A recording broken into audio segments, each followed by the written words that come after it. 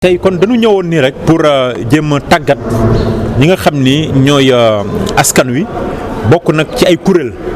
yu ñuy wax ay organisation de la société civile parce que ci plan bi nga xam ni ak mbébét bi nga xam ne dañ ko am pour xeex affaire changement climatique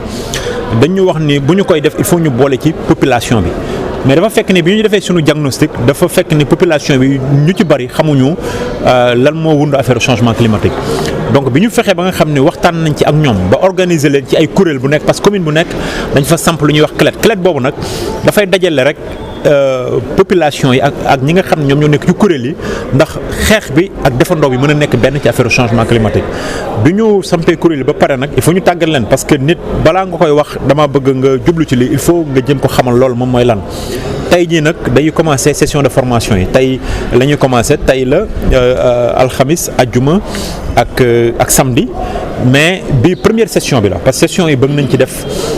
juróom-ñaari session yi moo ñuy mën a tax ñu mën a former ñetti téeméeri nit ak fukk ak juróom ñooñu nag bu ñu leen tasee ci diggante Pikine ak Guédiawaye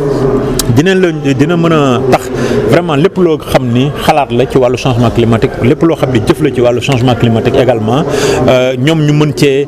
def liggéey bu am solo parce que dina fekk ñu tàggal leen ba ñu xam ko bu ñu koy def aussi li ñu bëgg ci projet bi moo di ko ñu def ko ak maire ba nga xam ni moom moo nekk ci commune ba parce que maire bi wala représentant moom moo nekk président comité bi nit ñi population bi nag def ay kuréel ci ginnaaw maire bi pour que ñu mën a xeex lépp loo xam ne affaire changement climatique la ci commune bu nekk donc tey dañ doon tijji rek session yi mais fii ba mois de octobre dinañ continuer session yi pour que ñi nga xam bëgg nañ leen former ñu toll ci ñetti téeméer ak fukk ak juróom ñu mën leen former ñoom ñëpp. projet bi booy xool li koy tax a jóg loolu daf ci bokk benn pàcc bu am solo maanaam ñi ngi def benn étude sax ñi ngi def benn gëstu boo xam ne gëstu bi ñaari mbir lay gën a xool mooy inondation bi. waaye muy aussi li ñuy wax avancée de la mer bi c'est-à-dire géej gi nga xam ne mi ngi avancé di fekk ji nit ñi loolu dinañ ko étudier xool ci gox bi bu ñu paree nag dinañ jëm a seet li nga xam ni moom moo koy war a mën a saafara parce que am na ci ay pays européens même Sénégal temps yi passé dégg ngeen ni Union européenne am na benn projet bu mu financé ci petite côte bi pour que géej bi nga xam ne moom mooy avancé ñu mën a jëm a fexe